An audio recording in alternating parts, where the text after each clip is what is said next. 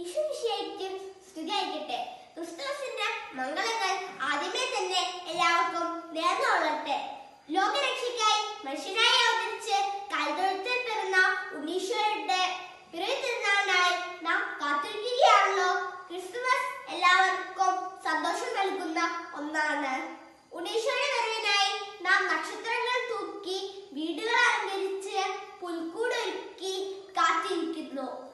ക്രിസ്തുവിന്റെ ജനന സമയത്ത് ആകാശത്ത് പ്രത്യക്ഷപ്പെട്ട നക്ഷത്രമാണ് ആട്ടിടയന്മാർക്കും 3 രാജാക്കന്മാർക്കും വഴികാട്ടിയായത്.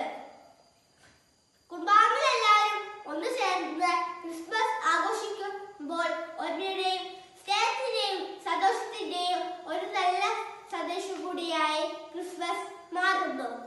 അതോടൊപ്പം കൈ നിറയെ സമ്മാനങ്ങളുമായി വരുന്ന ക്രിസ്മസ് അപ്പൂപ്പനെ നാം കാത്തിരിക്കുന്നു.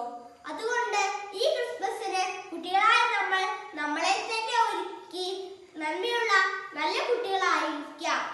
1000 പുൽക്കൂട്ടിൽ ഉണ്ണി പിറന്നാലും അവിടുന്ന് നിന്റെ ഹൃദയത്തിൽ പിറന്നില്ലെങ്കിൽ എന്ത് ഫലം?